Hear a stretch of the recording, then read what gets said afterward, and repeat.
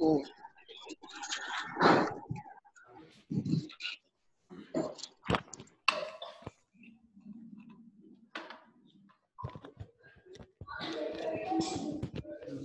Mute करते sir बच्चों को, वॉइस को। अस्सलाम वालेकुम बच्चों, उम्मीद करता हूं कि आप लोग सब बिल्कुल ठीक होंगे। और जो कल हम लोगों ने टॉपिक डिस्कस किया था, आप लोगों ने उसको घर में एक बार जरूर देखा होगा। अगर बेटा कल के टॉपिक में किसी बच्चे की कोई कंफ्यूजन है तो आप अभी पूछ सकते हैं। कल के टॉपिक में हमारा थोड़ा सा पार्ट रह भी गया था, जो हम कल टॉपिक डिस्कस कर रहे थे, हम उसको पहले कवर करेंगे and then we will move towards the next topic. तो किसी बच्चे का अगर कोई क्वेश्चन है तो बेटा आप लोग पूछ ले अभी, शाबाश। कोई क्वेश्चन है तो पूछ लें।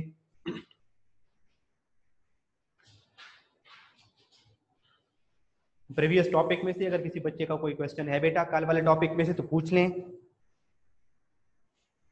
देखिएगा सर चैट में कोई क्वेश्चन नहीं है। ठीक है, क्वेश्चन तो नहीं आया ना, मैं देख रहा था। देखिए बेटा कल हमने जहां तक टॉपिक पढ़ा था, पेज नंबर 52 आपके सामने ओपन होना चाहिए बेटा। बुक पेज नंबर 52 आपके सामने ओपन होना चाहिए बेटा। हमने एटॉमिक साइज को कल डिस्कस किया था और उसका ट्रेंड इन ग्रुप्स काफी डिटेल के साथ डिस्कस किया था। तो बेटा ये जो सेकंड पीरियड वाले एलिमेंट्स का बॉक्स बना हुआ है, इसके अगर नीचे देखें तो नीचे वाले पैराग्राफ के ऊपर हेडिंग आएगी बेटा ट्रेंड इन पीरियड। हेडिंग क्या बनाएंगे बेटा? Trend in period. Trend of atomic number हम trend of atomic radius discuss कर रहे हैं हम। तो trend of atomic radius in period. अब बेटा ये पहले पीरियड के कुछ एलिमेंट्स मैंने ड्रा किए हैं, उनके स्ट्रक्चर ड्रा किए हैं बेटा। देखें फर्स्ट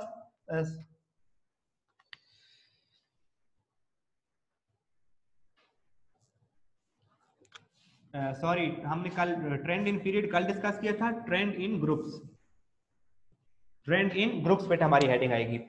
तो ये बेटा फर्स्ट ग्रुप के कुछ एलिमेंट्स मैंने यहाँ पे ड्रा किए हैं। पहला ग्रुप है, उसके एलिमेंट्स जिन्हें आपने इनके नाम याद किए होंगे। मैंने क्योंकि कहा था बेटा कि ये शॉर्ट क्वेश्चन आता है, जब ग्रुप वाला टॉपिक हम पढ़ रहे थे तो वहां पर हमने इनके एलिमेंट्स के नेम और इनके सिंबल याद किए थे बेटा। तो सबसे पहला एलिमेंट हाइड्रोजन, उसका एटॉमिक नंबर 1। उसके बाद सेकेंड है बेटा lithium, atomic number 3। Sodium atomic number 11। Potassium atomic number 19। बेटा देखें जैसे जो पहला एलिमेंट है उसका सिर्फ एक ही शेल है। जो दूसरा एलिमेंट है जो दूसरे पीरियड में आ जाता है, ऐसे ये पहला पीरियड, ये दूसरा पीरियड होता है, ये तीसरा, ये चौथे पीरियड का पहला एलिमेंट है। जो दूसरा एलिमेंट है बेटा इसके दो शेल हैं। ये बेटा इसके कितने शेल हैं? इसका सिर्फ न्यूक्लियस मैंने इंडिकेट नहीं किया, सिर्फ नंबर ऑफ शेल इंडिकेट किए हैं। सर्कल आर इंडिकेटिंग ऑर्बिट और शेल्स। ये बेटा हाइड्रोजन का सिर्फ एक शेल है। लिथियम, लिथियम का एटॉमिक नंबर 3, इसके 2 शेल हैं। सोडियम के 3 शेल हैं। पोटाशियम के 4 शेल हैं, 4 शेल्स हैं। तो जैसे जैसे हम एक ग्रुप में ऊपर से नीचे की तरफ मूव करते हैं, when we move from top to bottom in a group, when we move from top to bottom in a group, तो बेटा नंबर ऑफ शेल क्या होते हैं? इंक्रीज होते हैं। एटॉमिक नंबर भी इंक्रीज होता है और नंबर ऑफ शेल भी इंक्रीज होते हैं। तो जब नंबर ऑफ शेल इंक्रीज होते जाते हैं तो वैलेंस शेल न्यूक्लियस से दूर होता जाता है। यहाँ पर देखें वैलेंस शेल और न्यूक्लियस के दरमियान थोड़ा सा डिस्टेंस है बेटा। और अगर यहाँ पर देखें न्यूक्लियस और वैलेंस शेल के दरमियान डिस्टेंस काफी बढ़ गया है। अगरचे एटॉमिक नंबर भी बढ़ रहा है, अगरचे इनका न्यूक्लियस जो है बेटा वो स्ट्रॉन्गर होता जा रहा है, उसकी जो न्यूक्लियर चार्ज है वो भी इंक्रीज हो रहा है। अब वो इलेक्ट्रॉन को ज्यादा, इसका एटॉमिक नंबर 1 है, इसका 19 है, तो 19 वाला ज्यादा स्ट्रॉन्गली इलेक्ट्रॉन को अट्रैक्ट कर सकता है। लेकिन नंबर ऑफ शेल बढ़ने की वजह से फिर भी साइज क्या होता है बेटे? इंक्रीज होता है। बेटा पेज नंबर 52, पेज नंबर ये लिखा हुआ है बेटा बोर्ड पे, देखिए यहाँ पर मैंने लिखा है चैप्टर 3 पेज 52 और टॉपिक हमारा ये शील्डिंग इफेक्ट होगा। लेकिन उससे पहले वाले पेज 52 पर ही ये बेटा हमारा जो हम डिस्कस कर रहे हैं, ये पेज नंबर 2 पर ही हेडिंग आएगी। पेज नंबर 52 पर जो सेकंड पैराग्राफ है, size of atom of their radii, जहाँ पे लिखा हुआ है उसके ऊपर हेडिंग बनाएंगे ट्रेंड इन ग्रुप्स। तो उसको मैं एक्सप्लेन करने के लिए कुछ बेटा मैंने स्ट्रक्चर ड्रा किए हैं। When we move from top to bottom in a group, top to bottom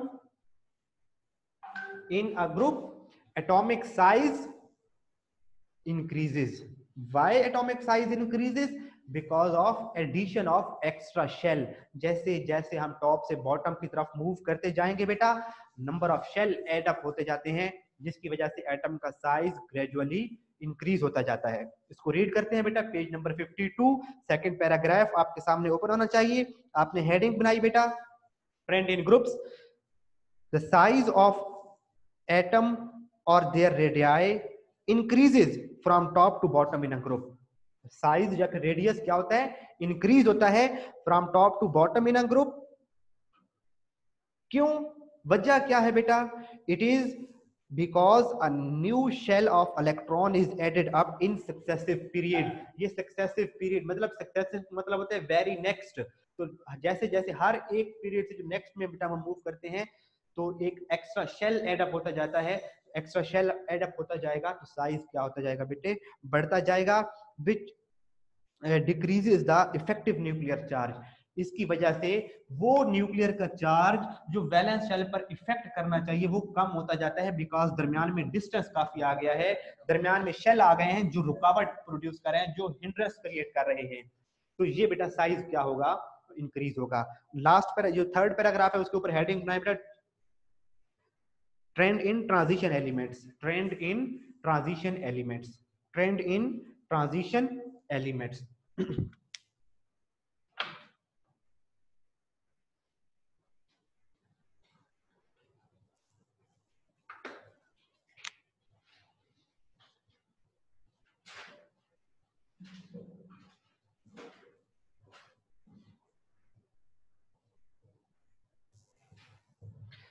अब बेटा जब हम पीरियड में ऐसे मूव करते हैं तो साइज क्या होता जाता है, स्मॉल होता जाता है। साइज क्या होता जाता है बेटे, स्मॉल होता जाता है। तो जब ट्रांजिशन एलिमेंट्स हैं बेटा, वो कहते हैं जब हम फोर्थ पीरियड की बात कर रहे हैं बेटे, कि जब हम फोर्थ पीरियड में ऐसे लेफ्ट टू राइट मूव करते हैं तो साइज स्मॉल होता है, लेकिन दरमियान में जाने के बाद फिर साइज इंक्रीज होने लग जाता है। थोड़ी सी उसमें वेरिएशन है, थोड़ी सी उसमें एबनॉर्मल बिहेवियर आता है। उसकी वजह बेटा है डी सब शेल, कि जब डी सब शेल में आपको पता है 10 इलेक्ट्रॉन आते हैं, तो जब एक यहाँ पे अगर मैं देखें ना बेटा, ड्रा करूं कि एक अगर ये हमारे पास सेंटर में न्यूक्लियस है और यहाँ पर कोई वैलेंस इलेक्ट्रॉन है, तो जब यहाँ पर इलेक्ट्रॉन की क्राउडिंग बढ़ जाएगी, वैलेंस शेल और इनर शेल न्यूक्लियस के दरमियान इलेक्ट्रॉन की क्राउडिंग बढ़ जाएगी, तो फिर बेचारे न्यूक्लियस की जो अट्रैक्शन वैलेंस शेल तक जानी चाहिए जितनी, वो उतने अट्रैक्शन इस इलेक्ट्रॉन तक पहुंच नहीं सकती। दरमियान वाले इलेक्ट्रॉन हिंड्रेंस क्रिएट करते हैं, शील्डिंग क्रिएट करते हैं। तो अब जो है ये इलेक्ट्रॉन पर चूंकि न्यूक्लियस का होल्ड कम हो जाता है, तो ये थोड़ा न्यूक्लियस से दूर हट जाता है, दाना घूम सकता है, मजीद परे हो जाता है न्यूक्लियस से, तो साइज थोड़ा सा बढ़ जाता है। मैं ये रीड कर देता हूं बेटे last paragraph, the trend of atomic size of transition element has slight variation. इसमें थोड़ी सी वेरिएशन है when we consider this series in a period, कि जब हम ट्रांजिशन एलिमेंट्स में पीरियड्स में इसके ट्रेंड को डिस्कस करते हैं। The atomic size of elements first reduces, पहले तो बेटा क्योंकि पीरियड में साइज क्या होता है, रिड्यूस होता जाता है, तो ट्रांजिशन एलिमेंट्स में भी स्टार्ट में साइज रिड्यूस होता जाएगा और एटम कॉन्ट्रैक्ट्स, और एटम कॉन्ट्रैक्ट होता जाएगा, श्रिंक होता जाएगा, and then there is increase in it, और डिक्रीज होते होते फिर थोड़ी सी इसमें इंक्रीज आने लग जाती है साइज में, when we move from left to right in fourth period. Fourth period में लास्ट वाले बेटा जो एलिमेंट्स हैं, जो उसमें कॉपर है, जिंक है, इनके साइज थोड़े से लार्ज हो जाते हैं because of crowdedness of electron in inner shells. ठीक है बेटा, ये हमारा प्रीवियस टॉपिक में से जो पार्ट रहता था। अब हम मूव करते हैं आज के टॉपिक की तरफ, शील्डिंग इफेक्ट। बेटा काफी इंपॉर्टेंट शॉर्ट, इसमें से दो शॉर्ट क्वेश्चन बनते हैं बेटा। डिफाइन शील्डिंग इफेक्ट, एक वेरी इंपॉर्टेंट शॉर्ट क्वेश्चन, लिख लें बेटा बेशक। डिफाइन शील्डिंग इफेक्ट और what is meant by effective nuclear charge, यहाँ से दो शॉर्ट क्वेश्चन आ सकते हैं बेटा। शील्डिंग इफेक्ट की definition and effective nuclear charge की डेफिनेशन। अब बेटा इसको जरा रेज करें, मैं शील्डिंग इफेक्ट की डेफिनेशन पे उसको पढ़ने से पहले, उसको रीड करने से पहले, इसको थोड़ा सा एक्सप्लेन कर लेते हैं कि शील्ड का मतलब क्या होता है बेटे। पुराने जमाने में बेटा जब तीर अंदाज एक दूसरे को जंग हो रही है, वो तीर मार रहे होते थे, तो आगे उनके पास एक शील्ड होती थी कि कोई तीर आ रहा है, वो आगे से अपनी शील्ड आगे करते थे, तो वो जो भी है एरो तीर है वो शील्ड पे लगता था, और वो जो उसके पीछे वॉरियर होता था वो बच जाता था। तो शील्ड का मतलब एक्चुअली क्या होता है, रुकावट। हमारा टॉपिक क्या है बेटा, शील्डिंग इफेक्ट। तो इसका मतलब है इसमें किसी किस्म की हम रुकावट को डिस्कस करेंगे। अब देखें बेटा, ये न्यूक्लियस है और यहां पर कोई इलेक्ट्रॉन रिवॉल्व कर रहा है। ये न्यूक्लियस इस इलेक्ट्रॉन को क्या करना चाहता है, अपनी तरफ अट्रैक्ट करना चाहता है। क्यों अट्रैक्ट करना चाहता है, क्योंकि इस पर नेगेटिव चार्ज है, न्यूक्लियस पे पॉजिटिव चार्ज है, automatically nucleus will attract electrons towards itself. अब दरमियान में बेटा यहां पे एक और एटम देख लें। अब दरमियान में कोई एक और शेल आ गया है, एक और शेल आ गया है। अब ये न्यूक्लियस बेचारा इस इलेक्ट्रॉन को अपनी तरफ अट्रैक्ट करना चाहता है, लेकिन दरमियान में क्या आ गई है बेटा, शील्ड आ गई है, दरमियान में कुछ रुकावट आ गई है। तो अब इस न्यूक्लियस की जितनी पावर थी वो सारी की सारी ये इलेक्ट्रॉन फील नहीं कर सकता। इस इलेक्ट्रॉन, इसे हम कहते हैं वैलेंस इलेक्ट्रॉन, एंड न्यूक्लियस के दरमियान शील्डिंग इफेक्ट क्रिएट हो चुका है। और ये शील्डिंग इफेक्ट कौन क्रिएट कर रहा है, ये बेटा इनर शेल्स, जो इनर शेल्स हैं, जो वैलेंस शेल और न्यूक्लियस के दरमियान इनर शेल्स मौजूद हैं, वो शील्ड क्रिएट कर रहे हैं। इस तरह से जो वैलेंस शेल है उस तक न्यूक्लियस की जो पावर फील होनी थी वो थोड़ी सी डिक्रीज हो जाती है। अगर इस न्यूक्लियस की पावर स्ट्रॉन्ग थी तो इस इलेक्ट्रॉन तक भी इसको स्ट्रांगली अपनी तरफ अट्रैक्ट करना चाहिए था, लेकिन इनर शेल्स और इनर इलेक्ट्रॉन्स की वजह से ये जो न्यूक्लियस, इस इलेक्ट्रॉन ने जो न्यूक्लियस की पावर को फील करना है वो थोड़ी सी कमजोर पड़ जाएगी। तो इसे बेटा क्या कहेंगे, शील्डिंग इफेक्ट। ऐसे कह लें कि एक मैग्नेट और ये दूसरा मैग्नेट, ये एक दूसरे को अट्रैक्ट करते हैं। आप इनके दरमियान में 2 3 4 पेजेस रख दें तो इनकी अट्रैक्शन एक दूसरे के साथ थोड़ी सी वीक हो जाएगी, थोड़ा सा आपने उनके दरमियान में शील्ड प्रोड्यूस कर दी है। अब डेफिनेशन पे आते हैं बेटा। डेफिनेशन ये बुक में लिखी हुई है, सबसे पहले डेफिनेशन लिखेंगे बेटा, ये नोट्स में भी लिखी हुई है, बुक में एग्जैक्ट वर्डिंग में नहीं लिखी हुई, उसने घुमा फिरा के लिखी हुई है, तो ये डेफिनेशन आप लिख लेंगे। और बेहतर है कि नोट्स में दी हुई है तो वहां से इसको आप कर लेंगे बेटा इस डेफिनेशन को। देखें डेफिनेशन है क्या, the decrease in attractive forces exerted by nucleus, कि जो न्यूक्लियस अट्रैक्ट करता है इलेक्ट्रॉन को अपनी तरफ, उसमें क्या आ जाए, डिक्रीज आ जाए, कमी आ जाए। The decrease in attractive forces exerted by nucleus on valence shell electron, valence shell electron को न्यूक्लियस अपनी तरफ अट्रैक्ट करना चाहे, लेकिन अगर उस अट्रैक्शन में थोड़ी सी डिक्रीज आ जाए, और वो डिक्रीज किस वजह से आए, due to presence of electrons lying between the nucleus, due to the presence of electrons, जो यहाँ पे बेटा इलेक्ट्रॉन मौजूद हैं, lying between the nucleus and valence shell. इस डिक्रीज इन अट्रैक्शन को क्या कहते हैं बेटा, शील्डिंग इफेक्ट कहते हैं। इसको क्या कहते हैं बेटा, शील्डिंग इफेक्ट कहते हैं। क्लियर है बेटा ये डेफिनेशन, शील्डिंग इफेक्ट की डेफिनेशन क्लियर हो गई बेटा? अगर आपको समझ आ गई तो बताएं बेटा। शील्डिंग इफेक्ट की डेफिनेशन समझ आ गई है तो बताएं बेटा, शाबाश। हरी अप, एक्टिव बैठा करें बेटा, ऐसा ना हो कि बस मीटिंग ऑन करके आप बैठे रहें।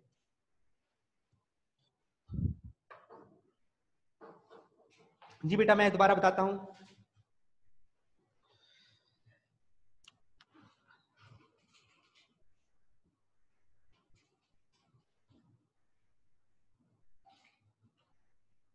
ये देखिए बेटा, दोबारा एक्सप्लेन कर रहा हूं। ये एक इलेक्ट्रॉन है जो आखिरी शेल में मौजूद है, इसे हम कह देते हैं वैलेंस शेल इलेक्ट्रॉन। या फिर ऐसे कह लें, एक टीचर स्टार्ट क्लास के बिल्कुल स्टार्ट में खड़ा है, बिल्कुल फर्स्ट रो में पढ़ा रहा है, और बिल्कुल आखिरी रोज में बच्चे बैठे हैं। तो अब जो फ्रंट रोज में बच्चे बैठे होते हैं उन पर तो टीचर का होल्ड स्ट्रांग होता है, उनको टीचर ऑब्जर्व कर। हम मैं दोबारा एक्सप्लेन कर रहा हूँ बेटा, दोबारा कर रहा हूँ एक्सप्लेन। तो स्टार्ट वाली जो रोज होती हैं उन पर टीचर का होल्ड स्ट्रांग होता है। ऐसे कह लें कि टीचर न्यूक्लियस है और ये जो क्लास में चेयर्स की रोज होती हैं ये इलेक्ट्रॉन्स हैं, ये शेल्स हैं। तो जो आखिरी, जितनी क्लास की बेटा लेंथ बढ़ती जाएगी और आखिरी शेल, आखिरी जो रो है, लास्ट रो है, वो जितनी टीचर से दूर होती जाएगी तो टीचर का होल्ड उन आखिरी शेल वाले, जो उन आखिरी रो वाले बच्चों पर टीचर का होल्ड कम होता जाता है।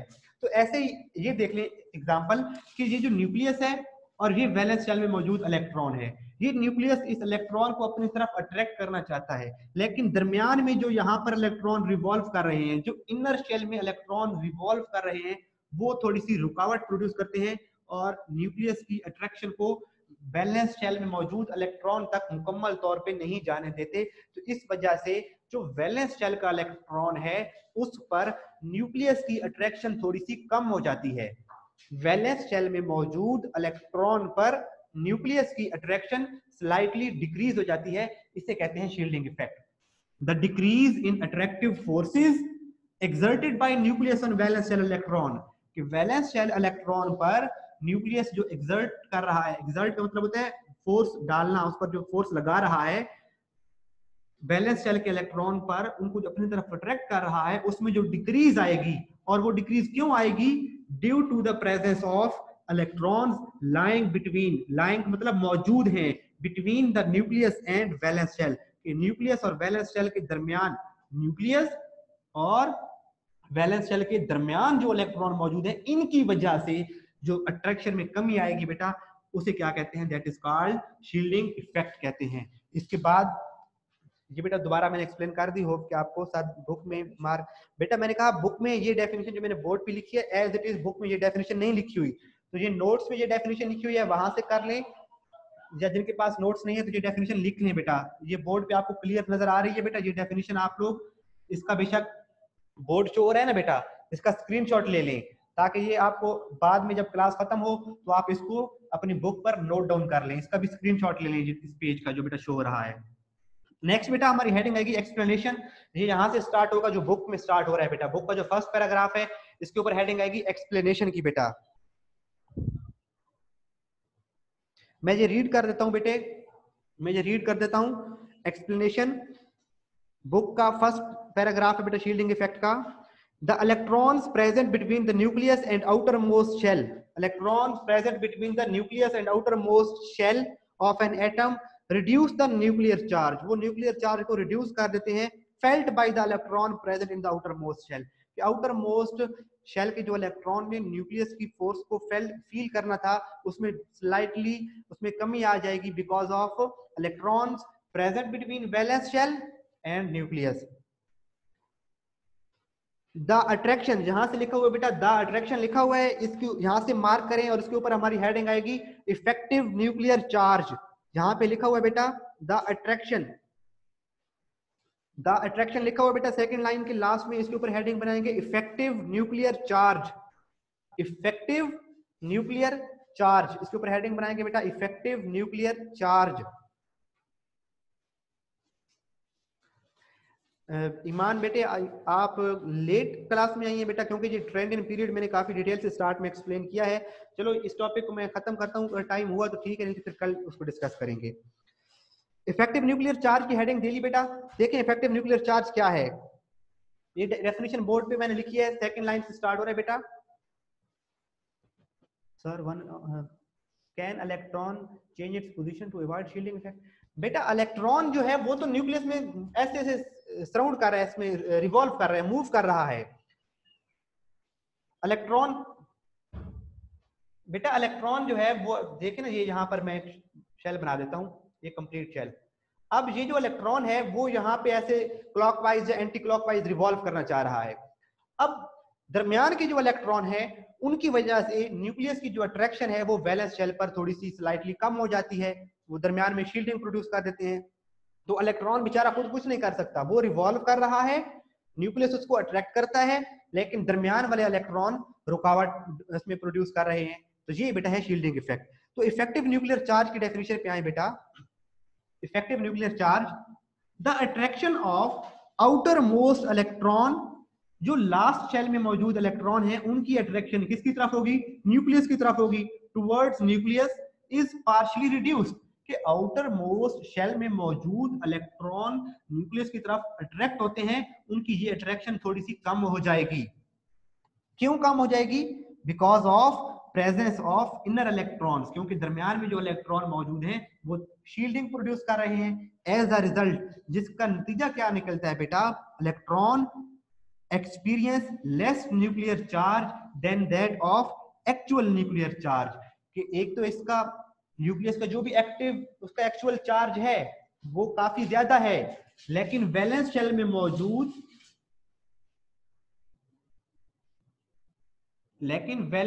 मौजूद इलेक्ट्रॉन कम न्यूक्लियर चार्ज फील करता है, तो जितना भी न्यूक्लियर चार्ज वैलेंस शेल में मौजूद इलेक्ट्रॉन फील करेगा उसे कहेंगे effective nuclear charge, nuclear charge that is effective on valence shell electron, nuclear charge which is effective on valence nuclear charge, और ये हमेशा एक्चुअल न्यूक्लियर चार्ज से कम होगा, क्योंकि दरमियान के जो इलेक्ट्रॉन है वो उसको न्यूक्लियर चार्ज को पूरे का पूरा आखिरी शेल वाले इलेक्ट्रॉन तक जाने नहीं देते। तो डेफिनेशन दोबारा देखें, attractions of outermost electrons toward nucleus is partially reduced, कि जो इलेक्ट्रॉन है आखिरी शेल में मौजूद और जो न्यूक्लियस है उनमें जो अट्रैक्शन है वो कम हो गई है। किस वजह से कम हुई है? Because of presence of inner electrons, क्योंकि दरमियान में काफी इलेक्ट्रॉन मौजूद हैं। As the result electron experience less nuclear charge. ये कौन सा electron? As the result valence electron experience less nuclear charge than that of actual nuclear charge. इसे फिर हम क्या कहते हैं? इफेक्टिव न्यूक्लियर चार्ज, और इसे Z EFF smaller EFF it means that effective से रिप्रेजेंट करते हैं बेटा। तो जहां तक ये दो डेफिनेशंस हैं बेटा, और इसके बाद हैं ट्रेंड्स बेटा। लास्ट जो पैराग्राफ है, shielding effect increase down the group, trend in group बेटा। नेक्स्ट पैराग्राफ के ऊपर हेडिंग बनाएंगे बेटा, trend in groups, shielding effect का ट्रेंड इन ग्रुप्स। अब बेटा ग्रुप्स में अभी मैंने पिछला क्वेश्चन में भी यही बताया था कि ये पहला बेटा हाइड्रोजन, इसका सिर्फ एक शेल है। उसके बाद लिथियम, तो लिथियम के बेटा 2 शेल्स हैं। उसके बाद सोडियम है तो उसके 3 शेल्स हैं। तो जैसे जैसे शेल्स बढ़ते जाएंगे बेटा, यहाँ पर इलेक्ट्रॉन, यहाँ पे न्यूक्लियस, दरमियान में कोई हिंड्रेंस है? कोई हिंड्रेंस नहीं है। अगर यहाँ पे जो इलेक्ट्रॉन है और न्यूक्लियस के दरमियान कुछ हिंड्रेंस है, रुकावट है, हाँ एक शेल है जो शील्डिंग प्रोड्यूस कर रहा है। यहाँ पर न्यूक्लियस और वैलेंस शेल में 2 शेल जो है बेटा मौजूद, में दरमियान में 2 शेल आ गए हैं जो रुकावट प्रोड्यूस कर रहे हैं। तो जैसे हम एक ग्रुप में ऊपर से नीचे की तरफ मूव करेंगे बेटा, नंबर ऑफ शेल इंक्रीज होते जाएंगे। जितने नंबर ऑफ शेल ज्यादा होंगे उतने ही बेटा वैलेंस शेल और न्यूक्लियस के दरमियान शील्डिंग ज्यादा होगी। तो बेटा क्या हमें यहाँ से क्या समझ आएगी कि when we move from top to bottom in a group, shielding effect increases. Shielding effect बेटा हमेशा डिपेंड करेगा नंबर ऑफ शेल पर। जितने नंबर ऑफ शेल ज्यादा होते जाएंगे शील्डिंग इफेक्ट ज्यादा होगा। और जब हम ग्रुप में ऊपर से नीचे की तरफ मूव करते हैं, when we move from top to bottom in a group, number of shell increases, that's why shielding effect increases. तो ट्रेंड इन ग्रुप क्या होगा बेटे? Trend of shielding effect in groups क्या होगा बेटे? When we move from top to bottom in a group, shielding effect increases because of increase in number of shells. क्योंकि जितना size बेटा, उसके बाद जहां पे इसकी सेकंड लास्ट लाइन है जहां पे लिखा हुआ है similarly shielding effect remain same in period if we move from right to left. और जब बेटा पीरियड की बात करें, सपोज हम तीसरे पीरियड की बात कर लेते हैं, जितने भी एलिमेंट हैं उनके नंबर ऑफ शेल्स कितने होंगे बेटा? सेम होंगे। नंबर ऑफ शेल्स कितने होंगे? 3। इनके सबके, यहाँ पे मैग्नीशियम है, यहाँ पे नेक्स्ट जो भी एलिमेंट आएगा उनके नंबर ऑफ शेल सेम रहेंगे। तो जब नंबर ऑफ शेल सेम रहेंगे तो शील्डिंग इफेक्ट भी सेम रहेगा, क्योंकि शील्डिंग इफेक्ट किसकी वजह से है बेटा? शेल्स की वजह से है। तो यहाँ पर मैग्नीशियम है, बैलेंस शेल और मैग्नीशियम के न्यूक्लियस के दरमियान में सिर्फ 2 शेल की शील्डिंग है। यहाँ पर भी 2 शेल हैं जो शील्डिंग प्रोड्यूस कर रहे हैं। तो जब हम एक पीरियड में मूव करते हैं बेटा from left to right, shielding effect remain same. Why shielding effect remain same in periods? Because number of shell remain same. कुछ बच्चों की बुक में ये मिस्टेक होगी, जिनके पास अगर ओल्डर एडिशन है उसमें लिखा हुआ होगा कि शील्डिंग इफेक्ट इंक्रीज या डिक्रीज लिखा हुआ है, तो वो बेटा आप अपनी करेक्शन कर लें। When we move from left to right in a period, shielding effect remain same. Is it okay बेटा? किसी का कोई क्वेश्चन है यहां तक बेटा तो पूछ लें बेटा। हमने क्या डिस्कस किया इसमें आज? शील्डिंग इफेक्ट को डिफाइन किया, उसको थोड़ा सा एक्सप्लेन किया, इफेक्टिव न्यूक्लियर चार्ज को डिफाइन किया, उसके बाद trend in groups and trend in periods को हमने इसको डिस्कस किया। यहां तक किसी बच्चे का कोई क्वेश्चन है तो बेटा पूछें।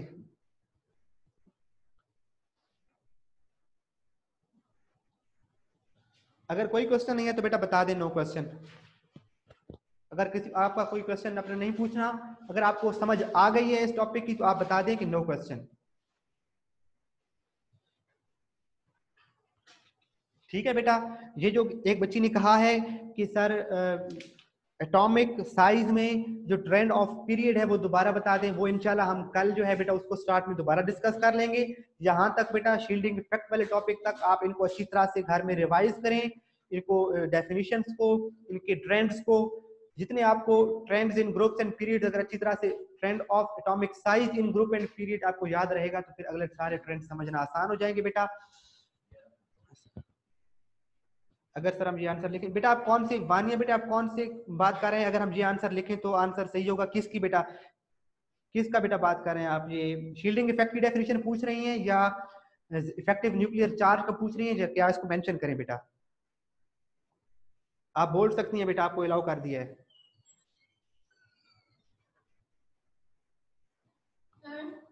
जी बेटा, जी बेटा मैं बता देता हूँ। इसमें देखिए हमने कहा बेटा कि जब एक पीरियड में, जब तक हम एक ही पीरियड में रहते हैं तो नंबर ऑफ शेल सेम रहते हैं। जो फर्स्ट पीरियड है उसके 2 एलिमेंट्स हैं और दोनों के नंबर ऑफ शेल 1 होगा। जो दूसरे पीरियड के जितने भी एलिमेंट्स हैं सबके पास नंबर ऑफ शेल सेम। अब थर्ड पीरियड में जाएंगे तो एक नंबर ऑफ शेल बढ़ जाएगा, उनके 3 शेल्स होंगे और तीसरे जो पीरियड के जितने भी एलिमेंट्स हैं उन सब के पास 3 शेल होंगे। जो चौथा पीरियड है उन सब एलिमेंट्स के पास 4 शेल होंगे। इसका मतलब है जब तक हम एक पीरियड में रहते हैं नंबर ऑफ शेल कांस्टेंट रहते हैं। तो जब नंबर ऑफ शेल कांस्टेंट रहेंगे तो शील्डिंग इफेक्ट कांस्टेंट रहेगा, ना इंक्रीज होगा ना डिक्रीज होगा। So when we will move from left to right in a period, shielding effect remains same. Why shielding effect remains same? Because number of shell remains same. ना तो number of shell increase होता है ना decrease होता है एक period में, तभी shielding effect भी ना decrease होता है ना increase होता है। Is it clear now बेटा? Yes sir. Any other question? ये डेफिनेशन बेटा, बेटा ये मैंने शील्डिंग इफेक्ट की डेफिनेशन लिखी है, इसके बाद 2 लाइनें एक्सप्लेनेशन की, वो आप उसमें लिखेंगे, वो एक्सप्लेनेशन लिखेंगे। उसके बाद इफेक्टिव न्यूक्लियर चार्ज की डेफिनेशन आएगी। उसके बाद बेटा ये trend in period and trend in group जो बुक में जो लिखे हुए हैं ना बेटा लास्ट पैराग्राफ में, वो लाइनें आपने लिखनी है। मैंने जस्ट यहाँ पर ये एटम्स के स्ट्रक्चर्स बना के उनको एक्सप्लेन किया है, आप वो लाइनें लिखेंगे उसमें। ठीक है बेटा? जी बेटा ये लॉन्ग क्वेश्चन भी पेपर में आ जाता है, इसमें से शॉर्ट भी आ जाते हैं। इफेक्टिव न्यूक्लियर चार्ज इसमें शॉर्ट आ जाता है। What is meant by effective nuclear charge? इसको Z, इसको ऐसे रिप्रेजेंट करते हैं ZEFF, इफेक्टिव न्यूक्लियर चार्ज। ये शॉर्ट क्वेश्चन आ जाता है, शील्डिंग इफेक्ट की डेफिनेशन आ जाती है और ये लॉन्ग क्वेश्चन भी आ सकता है। जी बेटा, और किसी का कोई क्वेश्चन है तो ठीक है बेटा पूछें, अदरवाइज हम क्लास को लीव कर देते हैं, एंड कर देते हैं बेटा। No question?